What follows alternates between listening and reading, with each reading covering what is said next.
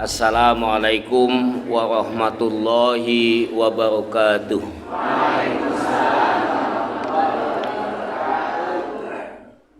Innal hamdalillah nahmaduhu wa nasta'inuhu wa nastaghfiruh wa na'udzu billahi min shururi anfusina wa min sayyiati a'malina. May yahdihillahu fala mudhillalah wa may yudlil fala hadiyalah. Asyhadu an la ilaha illallah wahdahu la syarikalah wa asyhadu anna Muhammadan abduhu wa rasuluh. Allahumma shalli wa sallim wa barik ala nabiyyina Muhammadin wa ala alihi wa ashabihi ajma'in, amma ba'd. Ma'asyiral muslimin rahimakumullah, Bapak Ibu yang kami hormati, Bapak Camat, kemudian Ibu Kepala Desa,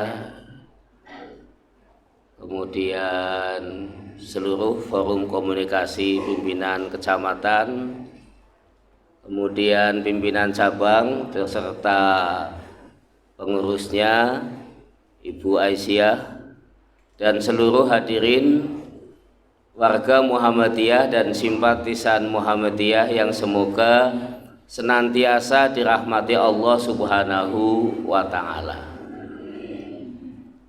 Pujian hanya milik Allah, kita memuji kepadanya, kita memohon perlindungan kepadanya serta memohon ampun kepadanya. Kemudian kita berlindung dari segala kejahatan diri kita sendiri, dari segala kejahatan yang kita lakukan. Tidak ada orang yang mendapatkan petunjuk kemudian bisa menyesatkannya kecuali hanya Allah, dan tidak ada seseorang yang bisa menyesatkannya ketika Allah memberikan petunjuk kepadanya. Oleh karena itu kita sangat bersyukur kepada Allah, kita dipilih menjadi hambanya yang bisa menerima iman, menerima Islam, di mana banyak orang mendapatkan hidayah, mendapatkan pengajian, tetapi tidak mendapatkan taufiknya.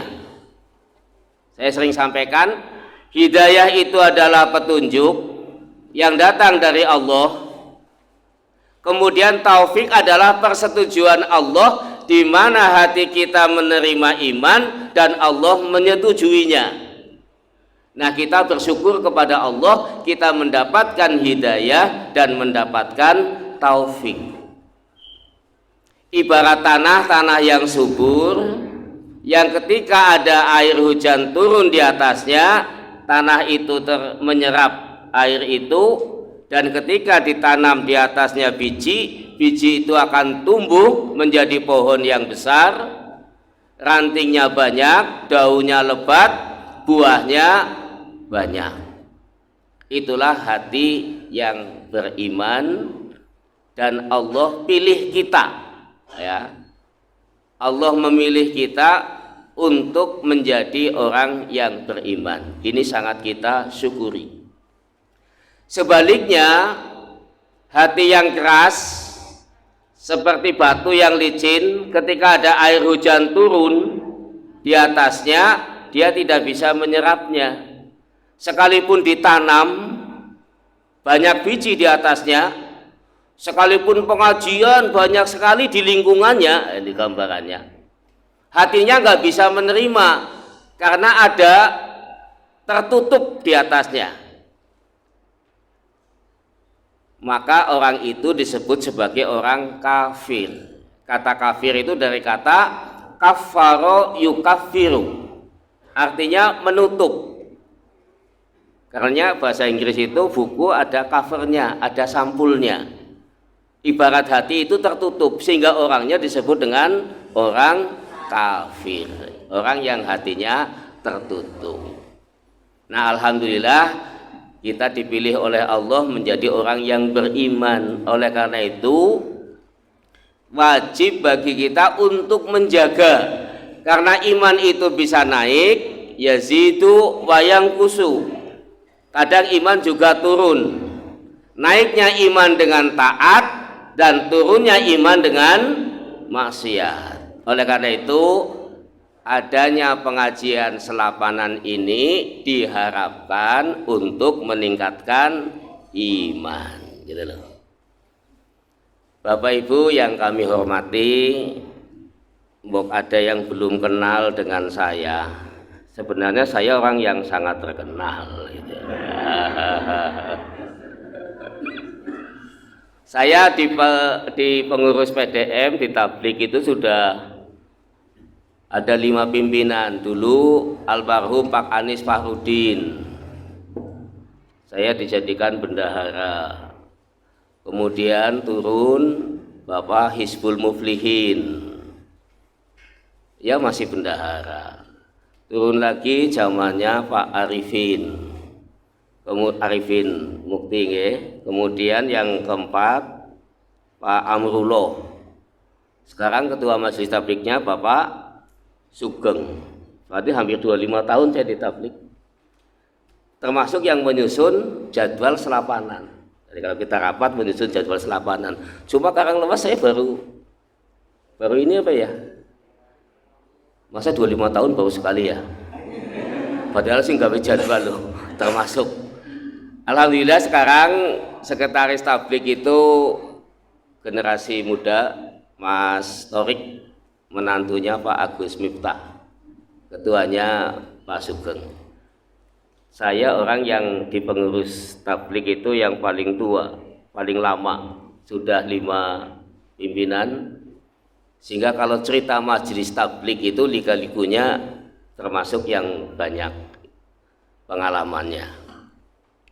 Kenapa kita mengadakan selapanan sedangkan kabupaten lain kemarin dari Cilacap juga menyampaikan kalau di Banyumas ada selapanan ya, tapi di Cilacap kok nggak ada gitu loh. Saya pernah ngisi selapanan di daerah Bangsa, perbatasan antara Banyumas dengan Cilacap, masjid yang di selatan jalan. Jadi pengajian selapanan tapi sudah masuk wilayah Cilacap. Ini tentang selapanan ya. Majelis tablik itu mengadakan satu, fungsi selapanan itu menjadi hari bermuhammadiyah ya. Kalau kajian rutin setiap malam Ahad, setiap Ahad pagi, setiap saat di mana masjid itu mengadakan, itu menjadi program masjid atau cabang. Tapi dari tablik daerah itu selapanan kita programkan sebagai hari bermuhammadiyah. Oleh karena itu bisa ditampilkan kemampuan-kemampuan dari generasi muda kita, termasuk tadi ada membaca Al-Quran, mungkin ketampilan-tampilan yang lain.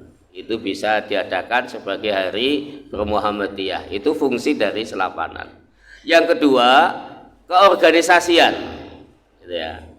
Jadi dengan selapanan ini kita menjadi semangat, ternyata aku radewekan ya dari wong Muhammadiyah, bahasa Jawanya gitu. Jadi teman kita banyak gitu ya. Kekuatan potensi kita banyak yang bisa dimaksimalkan dengan selapanan. Ini adalah hari berorganisasi. Alhamdulillah Muhammadiyah sebagai organisasi yang terkaya sedunia. Alhamdulillah. Ya mungkin kalau yang lain pengurusnya kaya-kaya, organisasinya tidak begitu kaya. Tapi alhamdulillah Muhammadiyah pengurusnya biasa-biasa saja, tapi organisasinya paling kaya. Alhamdulillah. Wah, tepuk tangan ya. Kita bangga dengan Muhammadiyah boleh, tapi kalau membanggakan diri sebagai pribadi itu yang tidak boleh. Alhamdulillah. Kalau tadi Pak PCM sudah menyampaikan, alhamdulillah Muhammadiyah tahun ini untuk Banyumas sudah mendirikan biro untuk umroh dan haji plus. Namanya Biro Samtur. Samtur itu bukan samingan tur ya. Ya memang saya termasuk membidani berdirinya PT Samtur dengan KBIH terpisah, fokus mengurusi haji reguler, kemudian kita mendirikan PT Samtur yang insya Allah bulan ini mudah-mudahan PPIU-nya turun gitu ya. Karena untuk menangani umroh itu kita punya domestiknya, tur domestik, kemudian tur yang internasional 3 negara, kemudian umroh.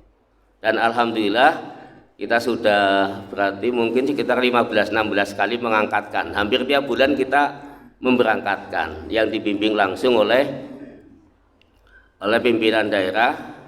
Dan sebagian dari keuntungannya, karena umroh itu termasuk di dalamnya juga profit, kita bisa memberangkatkan imam masjid.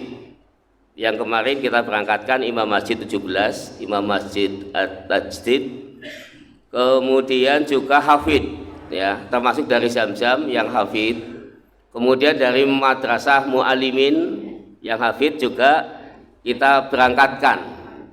Jadi kalau Bapak Ibu umroh melalui Muhammadiyah ya, di samping kita menjalankan umroh sesuai dengan syariat yang kita pahami, di dalamnya keuntungannya itu dikembalikan kepada organisasi yang di dalamnya juga memberangkatkan ya. Ada hafid, ada imam masjid yang insya Allah itu pahalanya juga mengalir kepada Bapak Ibu sekalian. Termasuk foto saya ini foto ketika saya umroh kemarin sebelum Ramadan. Saya ditugasi untuk menjadi pembimbing dan kita berjuang di Muhammadiyah melalui Biro Umroh ini ya. Insya Allah kita membuat paket-paket yang di bawah 30 ada, yang sedengan 32, 33 ada, yang premium, yang VVIP gitu ya, di atas 36 ada. Memang kita rapatkan, ada sekitar ya harganya yang murah bisa sama 9 hari dengan fasilitas yang tetap bagus, tapi yang VVIP juga kita adakan. Begitu Pak Ketua PCM. Jadi insya Allah umroh ini kita tangani dengan serius dengan mendirikan PT dan sudah kita urus untuk PPIU-nya dan organisasinya ini terbaru gitu ya.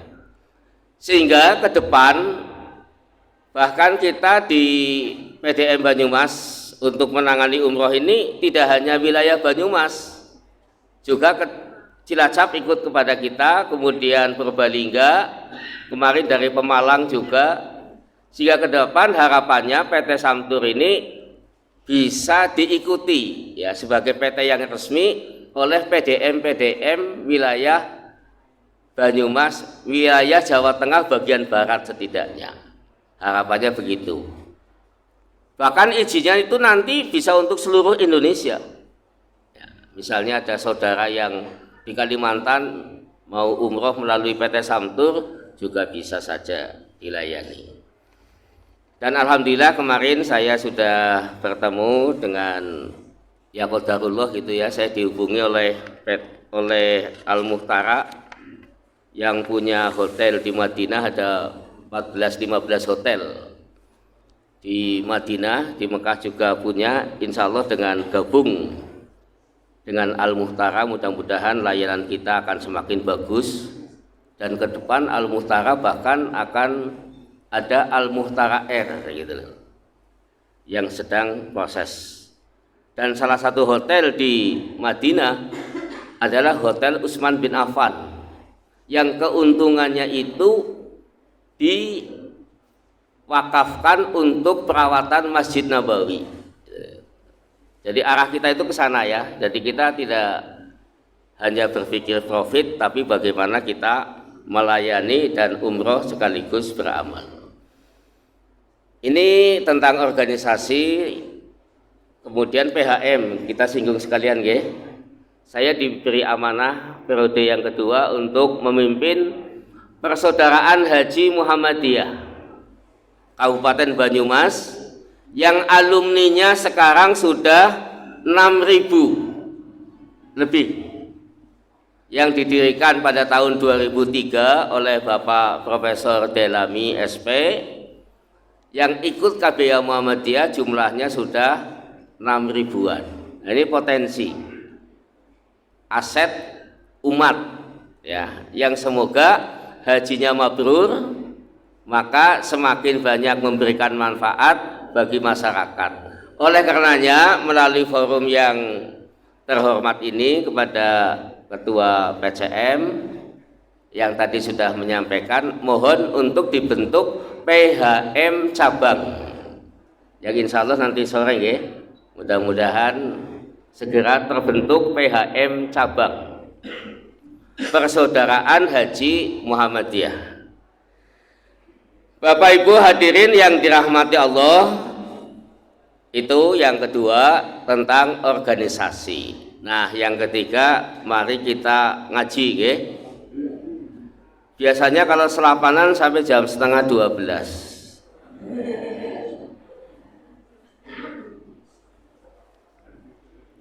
Itu kalau mulainya jam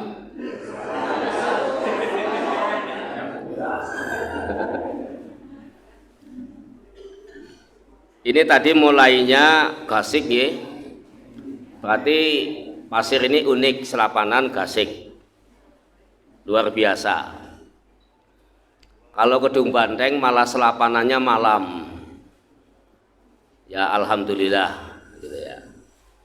Cuma tadi mungkin saya agak telat karena saya tadi ngisi subuhan di Duku Waluh Madanado.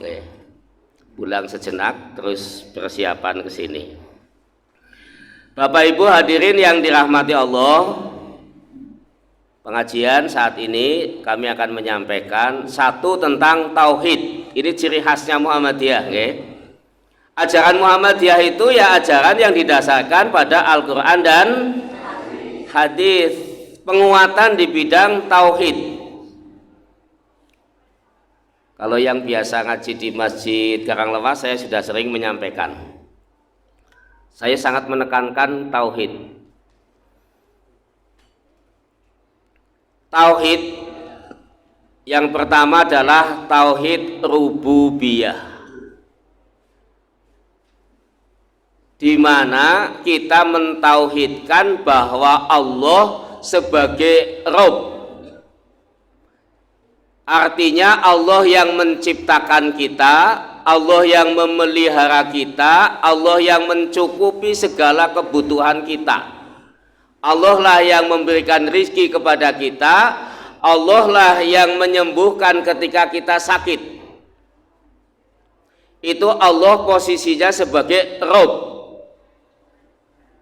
Allah yang menciptakan alam semesta, makanya disebut Rabbul Alamin. Dan ketika kita berdoa memohon kepadanya, kita memanggil dengan bahasa ya Rabbi, wahai Rabbku. Itu artinya Allah sebagai pencipta, pemelihara, pemberi rizki, penyembuh bagi yang sakit. Itu doa-doa kita ucapkan dengan kata ya Rabbi atau Rabbana. Rabbana. Coba doa untuk orang sakit, bagaimana ibu-ibu, bapak? Panggilannya Robban Nas, pan Robba. Kita minta doa selamat, Robbana Atina. Panggilnya Allah, kita memanggil Allah dengan kata Robbana. Kita yakin dan percaya Allah yang menciptakan.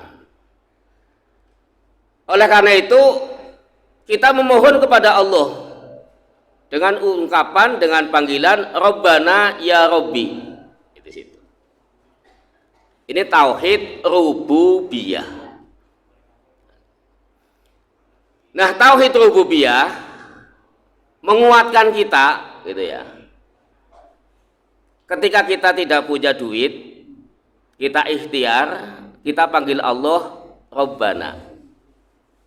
Ya kan? Karena Allah lah nahnu narzukukum, kamilah yang memberikan rizki kepadamu. Jadi Allah memberikan rizki. Kalau ahli tafsir itu Allah kadang menggunakan domir nahnu, kadang menggunakan domir ana. Kadang Allah menyebut dirinya dengan nahnu. Ahli tafsir memahami ini bahwa ketika Allah menggunakan kata nahnu yang artinya kami, berarti Allah melibatkan makhluknya.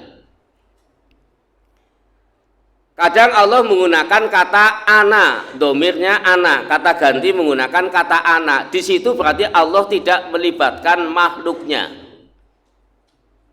Nah, Allah sebagai Rabb memberi rizki, Allah melibatkan makhluk. Nahnu narzukukum, kamilah yang memberikan rizki kepadamu. Oleh karena itu Allah memberikan rizki kepada kita, tidak langsung ujuk-ujuk Allah nurunkan duit kepada kita. Nah, ujuk-ujuk apa icik-icik ya. Tapi melalui proses yang melibatkan makhluk. Ada yang jadi pejabat, ada yang jadi pedagang, ada yang jadi petani. Nah, itu melibatkan, ada yang jadi pedagang. Kita minta rizki kepada Allah dengan cara berdagang, dagang ora payu-payu, terus menggunung kawi, gunung tugel. Ada nggak yang begitu? Nah, di situ syirik, ya. Itu mohon maaf lebih jahat dari iblis. Mohon maaf ya, ini mandan keras. Sejahat-jahatnya iblis itu percaya Allah yang menciptakan. Apa kata iblis kepada Allah? Khalaqtani min nari wa khalaqtahu min tin. Engkau Allah ciptakan aku dari api, sedangkan engkau menciptakan Adam dari tanah. Jadi sejahat-jahatnya iblis itu masih percaya Allah yang menciptakan. Gitu loh. Ini tauhid rububiyah. Oleh karena itu kalau ada manusia kok tidak percaya Allah yang menciptakannya, itu berarti lebih jahat dari iblis. Kalau ada manusia yang meminta rizki bukan kepada Allah tetapi kepada selain Allah, berarti dia tauhid rububiyahnya rendah, salah gitu loh. Ini rububiyah. Paham nggih Bapak Ibu? Ya, ini tauhid penting. Yang kedua, tauhid uluhiyah. Uluhiyah. Nah, uluhiyah Allah menggunakan atau Allah dipanggil dengan ya ilahi. Wahai ilahku. Ilah di sini adalah dalam keakuan Allah, Allah menyatakan la ilaha illa ana. Yang kalau kita sebut la ilaha illallah. Tidak ada Tuhan kecuali Allah. Kalau Allah menyebutkan dirinya tidak ada Tuhan kecuali aku. Di situ Allah menggunakan kata ana. Jadi urusan tentang Tuhan Allah tidak melibatkan makhluknya. Gitu loh. Oleh karena itu bahaya sekali kalau ada orang yang mempertuhankan selain Allah gitu. Ini pokok sekali ajaran Islam. Jadi la ilaha illallah artinya apa? Kita meniadakan semua sesembahan. Tidak ada yang pantas, tidak ada yang layak untuk disembah. Semua ditiadakan. Kemudian kita tetapkan illallah, kecuali Allah. Jadi dakwah Muhammadiyah yaitu tauhid. Orang kalau sudah yakin dengan tauhid, maka segala kehidupannya dipasrahkan kepada Allah Subhanahu wa ta'ala. Ketika dagang belum laris, koreksi diri, mungkin produknya belum bagus. Mulane gampang nggih, dodolan paling kepenak gue sing murah, sing enak.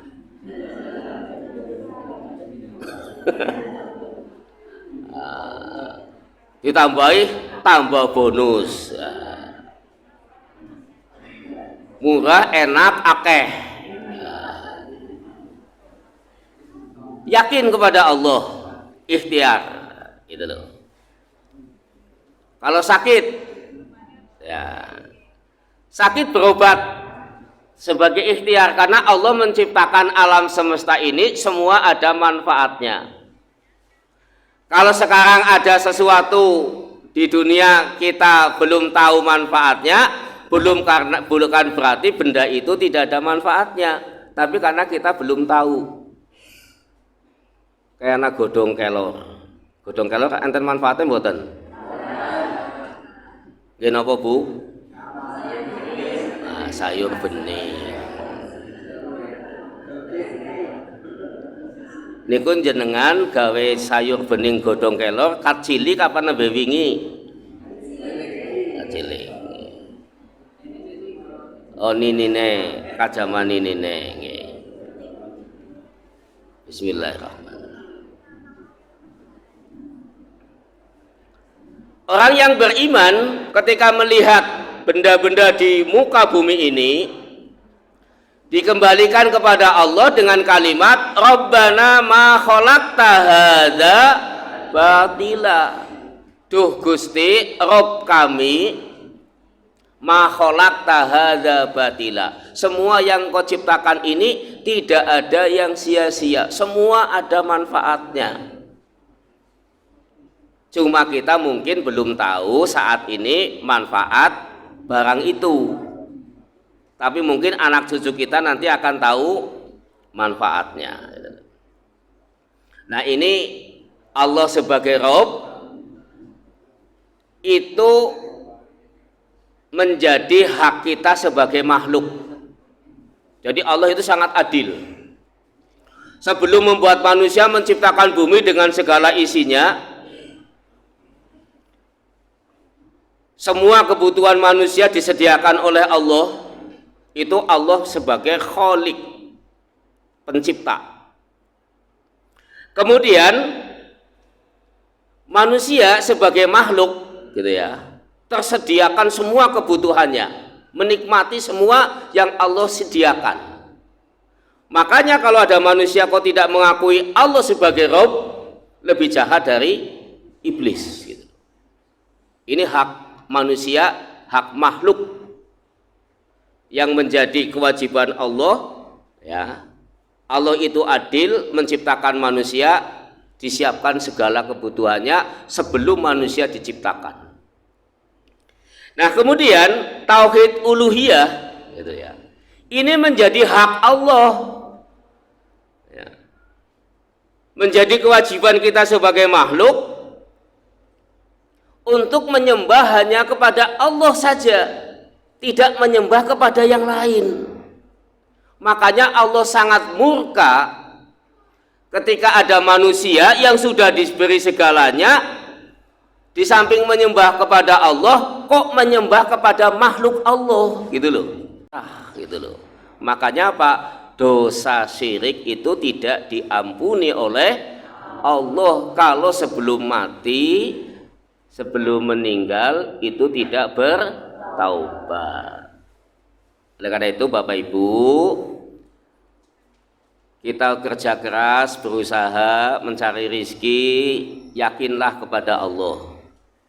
Kalau diuji dengan sakit, berobat dengan obat yang sudah Allah sediakan di muka bumi ini, ya. Kemudian kita mohon kesembuhan kepada Allah. Jangan sampai sakit, sudah sakit-sakitan, berobat ke sana kemari nggak sembuh, terus ke dukun, pulang dari dukun mati, menderita dunia akhirat. Cara ketika kita sakit berobat, ya, ke dokter atau herbal atau ramuan. Sudah berobat ke sana kemari, kok belum sembuh, sodakoh yang banyak. Punya tanah banyak, wakafkan lewat Muhammadiyah, insya Allah amanah. Loh, begitu ikrar wakaf terus meninggal, alhamdulillah. Itu loh. Karena apa? Tauhidnya terjaga, terpelihara. Kemudian sebelum wafat sudah wakaf, sudah ikrar, sudah sodakoh. Laula akhortani ila ajalin qorib fa asoddah. Ya Allah, sekiranya Engkau hidupkan aku kembali ke dunia barang sejenak saja, saya akan bersodakoh. Jadi wong mati niku nggih manggua bisa nyuwun dumateng Gusti Allah njaluk diuripaken malih, itu dia ingin bersodakoh. Bukan berarti ibadah yang lain tidak banyak pahalanya. Ini ahli tafsir memahami bahwa begitu besar pahala orang yang bersodakoh. Makanya tadi saya datang pengajian di Karanglewas ini, di Pasir. Alhamdulillah ana nasi duse. Alhamdulillah. Berarti wong Muhammadiyah pada senang sodako, gitu loh. Kemudian saya lihat di share-sharean itu kalau Jumatan di masjid ini ana sotone, ya. Soto apa bakso? Oh, soto. Alhamdulillah. Jadi kita menjadi orang Islam, menjadi warga Muhammadiyah, yakinlah dengan sodakoh. Ya, yakinlah dengan sodakoh. Tidak diragukanlah. Alhamdulillah, Lazis Muhammadiyah sebagai lembaga zakat itu yang terkumpul selama ini paling banyak, ya, sampai 17 miliar. Tahun ini sudah berapa ini? Dalam 1 tahun. Ini tauhid uluhiyah. Jadi penghambaan kepada Allah. Yang penghambaan itu tidak dicampuri dengan penghambaan kepada makhluk.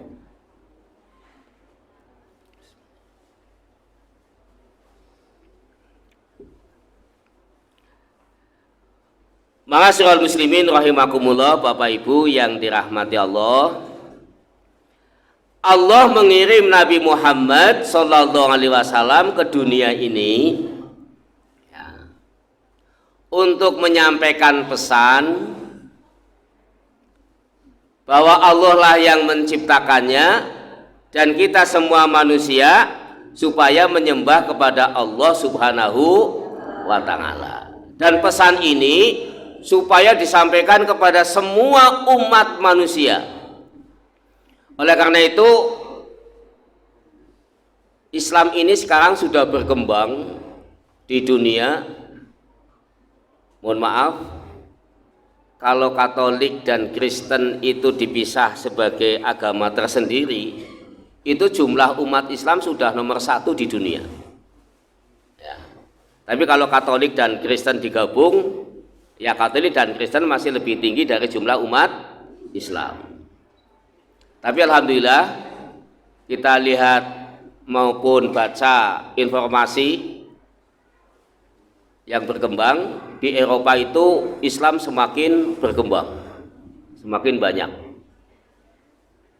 Bahkan tempat ibadah agama lain dibeli, dijadikan masjid. Di Pasir ini juga baru masjidnya nggih, tahun 20. Alhamdulillah. Yang ngaji banyak.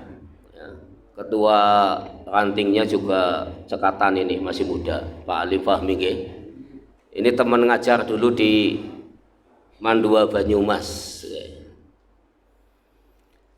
Nah, Rasulullah Muhammad SAW dikirim oleh Allah untuk manusia semuanya. Itu bisa disimak Quran surat Al-A'raf ayat 158. A'udzu billahi minasyaitonir rajim. Qul ya ayyuhan nasu inni rasulullahi ilaikum jami'a. Katakanlah, Allah menyuruh Nabi Muhammad untuk mengatakan, wahai manusia, sesungguhnya aku adalah utusan Allah kepada kamu semuanya. Ini, semua manusia. Sehingga agama Islam terus berkembang sampai ke Indonesia, sampai ke Karanglewas, sampai ke Pasir Wetan apa enggak? Pasir Wetan, alhamdulillah.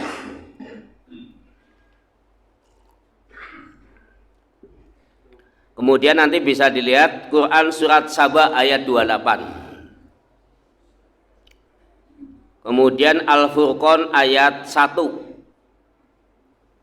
Itu referensi untuk bisa dilihat. Kembali kepada tauhid. Allah sebagai Khalik, manusia sebagai makhluk, gitu kan? Di tengahnya ada akhlak. Ada akhlak.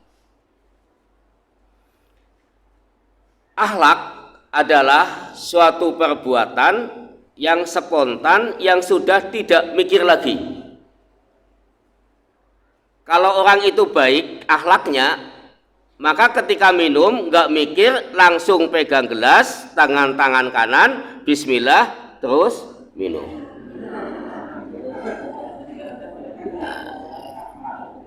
Itu akhlak, kebiasaan. Tapi bagi orang yang akhlaknya tidak baik, ketika mau minum nggak mikir, dia pakai tangan kanan apa tangan kiri, kecendak ke tangan kiri, nganggo tangan kiri, pakai tangan kiri, kalau ngadeg mending. Nah, berarti itu akhlak yang.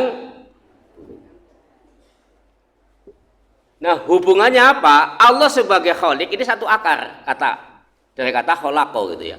Allah sebagai Khalik, pencipta, manusia sebagai makhluk. Di tengahnya itu Rasulullah dikirim agar manusia itu terangkat, gitu ya. Maka dikirimlah Rasulullah Muhammad SAW. Innama bungistu liutammima makarimal akhlak.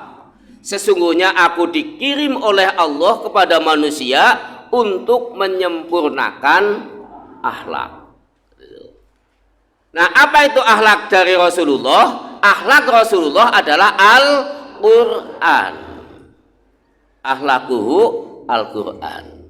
Sehingga dengan Al-Quran yang semua kata-katanya dari Allah, ya, huwa kalamullah, dia adalah kalam Allah, bilughatil Arabiyah, menggunakan bahasa Arab.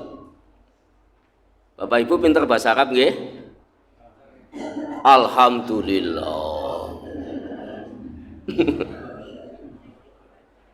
Bapak Ibu, bahasa Arab angel nopo gampil?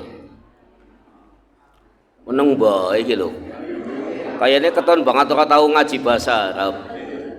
Padahal Allah berfirman, "Inna anzalnahu Qur'anan Arabiyyan." Sesungguhnya kami turunkan Al-Qur'an itu dengan bahasa Arab. Bahasa Arab itu gampang banget Bapak Ibu. Saya sering sampaikan, kemarin saya ke Arab, turun waktu haji juga ke Arab. Di sana anak-anak kecil kalau ngomong pakai bahasa Arab semua.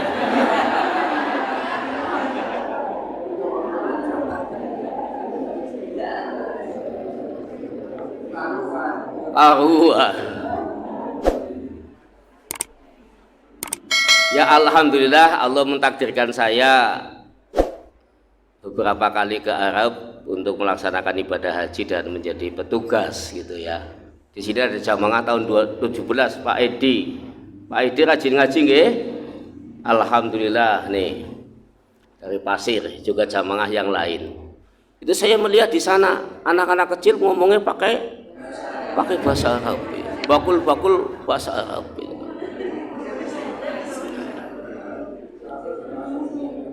Nah, anggar bocah cilik benang Arab pada pintar bahasa Arab. Kira-kira kita yang dewasa di Indonesia belajar bahasa Arab bisa apa enggak? Bisa. Insya Allah. Leweng Qur'ane nganggo bahasa Arab. Ya. Kita berdoa ndonga nganggo bahasa Arab. Salate bahasa Arab. Lho kok ora gelem belajar bahasa Arab? Nah, ini kritik ya, otokritik kepada kita warga Muhammadiyah. Ya, mari kita banyak belajar Islam dan belajar bahasa Arab, gitu. Dan membaca Al-Quran, gitu ya, yang mendapatkan pahala setiap hurufnya 10 kebaikan itu Al-Quran yang dalam bahasa Arab. Terjemahannya itu bukan Al-Quran. Makanya definisi Al-Quran huwa kalamullah yunazzalu ala Muhammadin sallallahu alaihi wasallam bil lughatil arabiyyah. Kemudian diriwayatkan secara mutawatir. Al-Quran menjadi mukjizat yang membacanya adalah ibadah, gitu loh. Itu membaca Al-Quran dalam bahasa Arab. Sedangkan terjemahan itu hanya alat untuk memahami, membantu memahami ketika kita tidak paham dengan bahasa Arab. Nah, Al-Quran yang Allah turunkan kepada Nabi Muhammad SAW dengan bahasa Arab itu menjadi akhlak Rasulullah, yang dengan itu mengangkat derajat makhluk ini kepada nilai-nilai ketuhanan, gitu loh. Sehingga derajatnya menjadi naik, gitu loh. Menjadi naik dengan akhlak yang Allah turunkan dengan Al-Quran itu yang dibumikan oleh Rasulullah dilaksanakan dalam kehidupan sehari-hari. Oleh karena itu dakwah kita di Muhammadiyah adalah ittiba kepada Rasulullah sallallahu alaihi wasallam. Ittiba itu mengikuti. Ya, kalau kita seperti Rasulullah ya tidak bisa. Ya. Tapi kita berusaha mengikuti. Gitu loh. Walaupun mungkin jarak kita sangat jauh. Ibarat orang berjalan, Rasulullah di depan berjalan ke arah barat, kita sebagai pengikutnya walaupun jauh sekali di belakang, ya jalan kita menuju ke arah barat. Jangan sampai Rasulullah berjalan ke barat malah kita ke timur, gitu loh. Ini pengertian mengikuti, gitu loh. Selisiban Nabi mengulun kalau dewek ngetan, jangannya selisiban. Ini penting bagi kita ya untuk mengikuti sunnah Rasulullah Muhammad Sallallahu Alaihi Wasallam dengan mencintai beliau, dengan senantiasa mendoakan beliau, bersolawat ya. Innallaha wa malaikatahu yusholluna 'alan nabi ya ayyuhalladzina amanu shollu 'alaihi wa sallimu taslima. Sesungguhnya Allah dan para malaikatnya bersolawat kepada Nabi. Oleh karena itu wahai orang-orang yang beriman, bersolawatlah kamu kepada Nabi dan berilah salam penghormatan kepadanya. Jadi membaca solawat itu hukumnya wajib. Dalam kaidah fikih, al aslu fil amri lil wujub. Pada asalnya perintah itu menunjukkan wajib. Nah, kapan kita membaca solawat? Satu, ketika sholat waktu at-tahiyat. Sebelum sholat ada azan, habis azan kita berdoa, di situ ada sholawat. Kemudian ketika kita sholat jenazah, kemudian ketika kita khutbah Jum'ah atau khutbah yang lain, di situ ada sholawat. Kemudian ketika kita berdoa diawali dengan pujian dan sholawat. Ini sebagai bentuk cinta kita kepada Nabi. Apa itu sholawat? Ketika Allah bersolawat kepada Nabi, itu berarti Allah sedang memuji Nabi. Gitu loh. Nah, kenapa Allah memuji Nabi? Nabi itu diutus oleh Allah untuk menjadi teladan bagi manusia. Otomatis dibekali dengan akhlak yang baik dan Allah memujinya. Gitu loh. Nah, kalau para malaikat itu bersolawat, artinya para malaikat sedang memohonkan ampun kepada Nabi. Nah, kita diperintahkan untuk membaca solawat. Bukan karena Nabi itu kurang mulia, tetapi kita membaca solawat dengan harapan kita juga mendapatkan kemuliaan sebagaimana Allah memuliakan Nabi Muhammad Sallallahu Alaihi Wasallam. Gitu loh.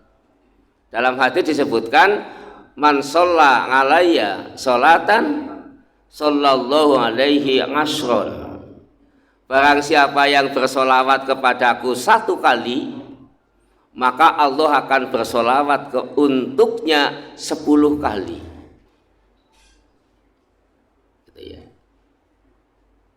Jadi kita mendoakan Nabi, para keluarga dan para sahabatnya,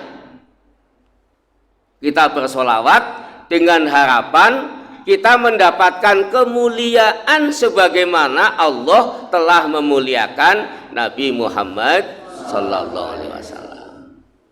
Ini Nabi sebagai teladan. Baru jam 8.50. Jam rolase tes isu.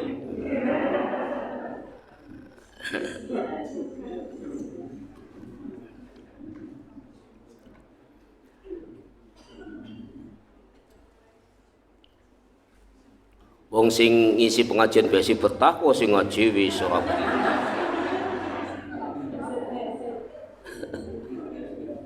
Ngapunten nggih. Kita lanjut. Eman-eman nduk kelas panitiane rong dina golek nyiapaken. Orang minggu. Lho malah rong minggu gue ngajine sedelo banget ya. Eman-eman, Bok. Saya sampaikan hadis. Ternyata menjadi utusan Allah itu berat. Oleh karena itu Allah membekali, ya, membelanya dengan mukjizat. Apa itu mukjizat? Mukjizat itu dari kata ajaza yu'jizu, yang artinya melemahkan. Gitu ya. Kalau Nabi Ibrahim diberi mukjizat, dibakar tidak hangus. Itu pembelaan Allah. Loh, utusan Allah kok disiapkan kayu bakar, dinyalakan, kemudian Ibrahim dicekel, dilempar. Maka Allah bela dengan kekuasaannya. Allah berfirman, ya naru kuni bardan wa salaman ala Ibrahim. Wahai api, dinginlah kamu dan selamatkanlah Ibrahim. Maka api yang secara umum aslinya panas, ketika Allah menghendaki dingin, maka api itu dingin dan Ibrahim selamat. Itu loh. Nabi Musa alaihissalam. Nabi Musa itu kelahirannya sudah tidak diinginkan. Kenapa? Raja Fir'aun itu jahat banget. Dia percaya dengan ramalan akan lahir bayi laki-laki yang nanti dia besar akan menjadi musuhnya yang bisa mengalahkannya. Nah, dengan ramalan itu Fir'aun percaya, kemudian memutuskan setiap bayi yang lahir laki-laki dibunuh. Coba bayangkan ibu-ibu, bapaknya barang sing duwe bojo lagi hamil. Kayak apa cemasnya, takutnya rakyat pada saat itu kepada kekuasaan Raja Fir'aun. Ibunya lagi hamil 9 bulan, setiap hari cemas. Ya anakku lanang apa wadon? Zaman Nabi Musa itu ya, sebelum lahir, zaman Raja Fir'aun. Mau USG waktu itu belum ada. Ya. Jadi cemasnya itu 9 bulan. Ya, bapaknya juga begitu. Nun sewu, bapak-bapak, anak pertama kepenginnya lanang apa wadon? Jawabin lanang kabeh, Bu. Saya jadi ingat dulu waktu saya istri muda, maksudnya waktu itu sinomang si wis tua. Itu hamil yang pertama, saya siapkan nama laki-laki. Begitu lahir, bojone takon, lanang wadon Pak? Wadon. Alhamdulillah. Terus habis dijenengi siapa? Siapa ya urung siap jenengane. Ya tidak salah, itu kan keinginan ya. Kalau Allah belum mengabulkan, ya bukan berarti kita kecewa punya anak perempuan ya. Alhamdulillah. Makanya untuk mengungkapkan rasa syukurnya, ketika kita punya anak laki-laki, akikohnya dua ekor kambing. Kalau punya anak perempuan, akikohnya satu kambing. Nah bapaknya kalau ibunya itu mesti kayak kaya apa durung? Oh ini durung ya nih, ya mulanya pada kurban kalau Idul Adha, karena kita sudah kadung tua.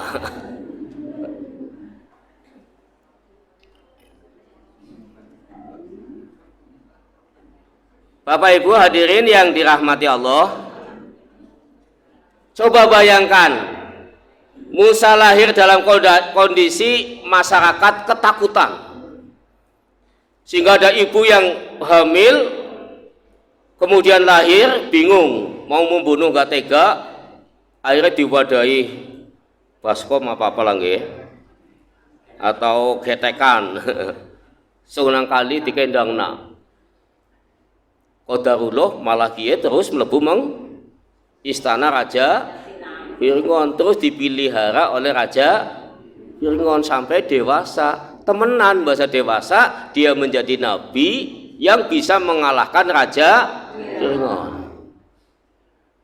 Tapi dikejar-kejar oleh Raja Fir'aun, Allah menolong dengan mukjizat. Tongkat yang di tangannya yang biasa ia gunakan untuk sandaran, begitu sampai di pantai, tongkat itu dipukulkan ke laut, lautnya bisa membelah, maka Nabi Musa selamat dari kejaran Raja Fir'aun. Malah akhirnya Raja Fir'aun yang tenggelam di lautan.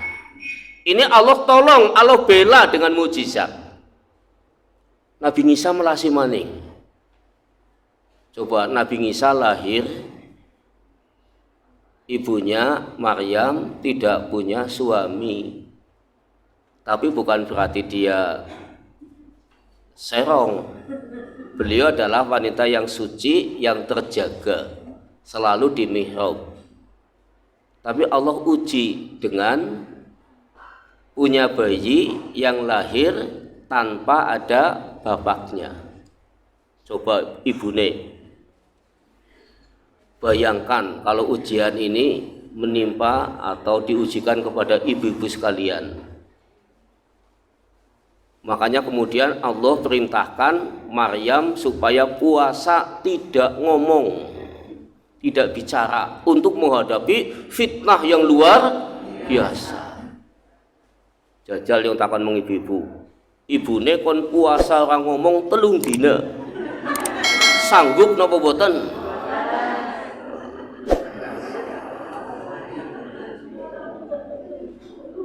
Itu ya. Jadi kalau menghadapi fitnah yang luar biasa yang sudah tidak mungkin untuk dibela, pembelaan terakhir adalah dengan diam.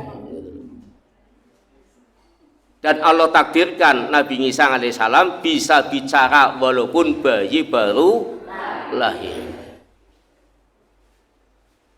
Kemudian Nabi Isa berdakwah. Beliau usia 30 tahun. Ini berat lagi ujiannya. Dituduh oleh penguasa sebagai orang yang ambisius, yang ingin jadi raja. Dicari tempat persembunyiannya, ditangkap, kemudian diarak, dipakaikan mahkota dari duri sambil diejek, kemudian dibawa ke bukit, dibunuh dan disalib. Nabi Isa alaihi salam. Tetapi kemudian Allah tolong, Allah bela utusannya.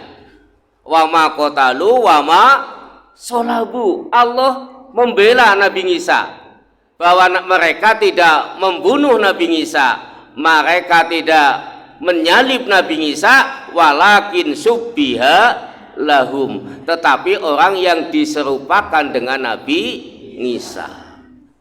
Sehingga Nabi Isa kematiannya, wafatnya menjadi misteri sampai sekarang. Di mana jasadnya?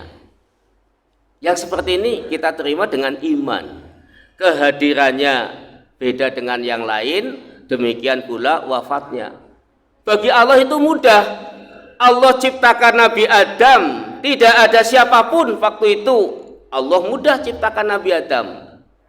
Setelah ada Nabi Adam laki-laki, Allah ciptakan Hawa yang bagian dari rusuknya Nabi Adam. Ada laki-laki, tanpa ada perempuan, Allah ciptakan perempuan.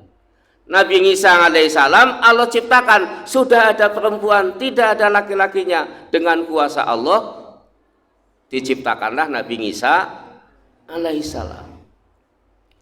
Nah, ini berat ujiannya, gitu ya. Nabi Muhammad sallallahu alaihi wasallam juga ujiannya sangat berat. Tetapi Nabi dibekali dengan Al-Quran. Yang Al-Quran ini kemujizatannya tidak pada zaman Nabi saja, tapi sampai kiamat, gitu loh. Ini kemujizatan Al-Quran. Di antaranya janji Allah, inna nahnu nazzalna dzikra wa inna lahu lahafidhun. Sesungguhnya kamilah yang menurunkan Al-Quran dan kamilah yang menjaganya. Di situ Allah menggunakan dhamir nahnu. Ya, kami. Allah menjaga Al-Quran, Allah melibatkan makhluknya. Makanya Al-Quran sebagai sebuah teks yang paling banyak dihafal oleh manusia. Tidak ada naskah yang setebal Al-Quran yang dihafal oleh orang banyak. Ribuan bahkan jutaan sedunia. Ini kemujizatan Al-Quran. Nah, di samping kemujizatan itu Allah memberi kemujizatan atau keistimewaan kepada Nabi Muhammad sallallahu alaihi wasallam dalam hadis riwayat Bukhari dan Muslim.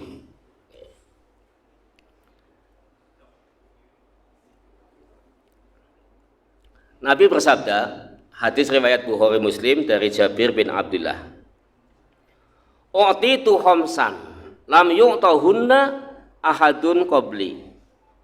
Saya diberi 5 keistimewaan. Yang 5 keistimewaan ini belum pernah diberikan kepada orang sebelum aku, kata Nabi. Apa 5 itu? 1. Nusirtu birru'bi masirata syahrin. Saya ditolong oleh Allah bahwa musuhnya itu sudah takut sebulan perjalanan sebelum ketemu Nabi. Ya, zaman Nabi sebulan perjalanan naik onta atau jalan kaki, kira-kira kalau jalan sebulan dari sini sampai mana? Tekan Irian Jaya dia nggih. Mboten tekan nggih Irian Jaya nggih. Jadi masih jauh itu musuhnya sudah takut kepada Nabi. Bukan karena Nabi sakti. Nggih. Kalimatnya yang Nabi ucapkan indah sekali. Ini. Nusirtu, saya ditolong oleh Allah. Jadi semua kekuatan itu dikembalikan kepada Allah sebagai Rabb. Kalau sekarang perjalanan cepat sekali ya. Kita ke Mekah saja kalau dari Jakarta hanya 9 jam. Kalau Bapak Ibu ke Amerika naik jet pribadi itu hanya 20 jam. Gue yang duwe jet, duwe duit. Nek kok duwe duit ya nebeng.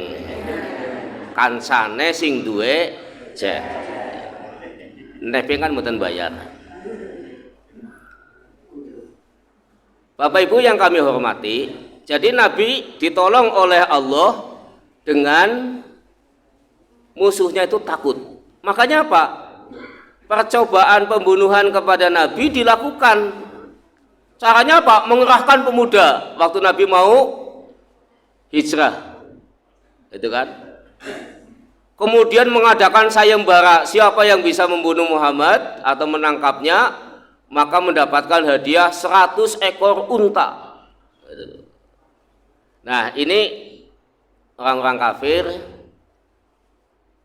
memusuhi Nabi Muhammad sallallahu alaihi wasallam. Ini keistimewaan yang pertama. Yang kedua, wa ju'ilat liyal ardu masjidan wa tahuran. Keistimewaan yang kedua, Allah jadikan untukku bumi ini menjadi masjid dan suci. Fa ayyuma rajulin min ummati adrakathu shalah falyusol. Oleh karena itu, kalau umatku ini sudah waktunya sholat, di mana saja berada, maka sholatlah. Jadi semua bumi itu menjadi masjid dan suci. Yang ketiga, wa uhillat liyal maghanimu walam tahilla li ahadin qabli. Yang ketiga, dihalalkan untukku harta rampasan perang yang itu tidak pernah dihalalkan kepada Nabi orang-orang sebelum aku. Nah, yang keempat, wa utitus syafa'ah. Saya diberi syafaat. Nah, ini syafaat itu adalah pembelaan, pertolongan dari Nabi memohon kepada Allah untuk umatnya di hari yang tidak ada pertolongan kecuali dari Allah. Nah, siapakah yang mendapatkan syafaat? Yaitu orang yang mencintai Rasulullah, kemudian mengikuti ajarannya dan memperjuangkannya. Kita ini sangat cinta kepada Rasulullah. Maka ormas yang kita miliki namanya Muhammadiyah. Muhammadiyah artinya adalah pengikut Nabi Muhammad sallallahu alaihi wasallam. Oleh karena itu Bapak Ibu hadirin yang dirahmati Allah, marilah kita terus tingkatkan cinta kita kepada Rasul dengan pengajian, dengan amar ma'ruf nahi mungkar, dengan perjuangan menegakkan sunnah Rasul. Yang kelima, wa kana an-nabiyyu yub'atsu ila qaumihi khassah. Nabi itu diutus untuk kaumnya saja secara khusus. Wa bungistu ilan nasi ammah, sedangkan aku diutus untuk seluruh umat manusia secara umum. Jadi kalau nabi-nabi sebelumnya itu diutus oleh Allah hanya untuk kaumnya saja, sedangkan aku Muhammad Rasulullah diutus untuk seluruh umat manusia. Oleh karena itu hadirin yang dirahmati Allah, marilah terus kita tingkatkan iman cinta kita kepada Rasulullah sallallahu alaihi wasallam sebagai wujud cinta kita kepada Allah Subhanahu wa taala. Jane kasih dakwah niki materine. Tapi kayaknya bapake ibune arep kondangan, arep mengkebon, arep mengsawah, arep ngeleye. Makanya kami cukupkan sampai di sini. Mudah-mudahan pertemuan kita membawa manfaat di dunia wal akhirah. Amin ya rabbal alamin. Kepada kesepuhan kami mohon maaf kalau boleh pengajian kayak Pak Guru ya memang saya itu seorang guru dan mulangnya kayak gimulang gitu loh.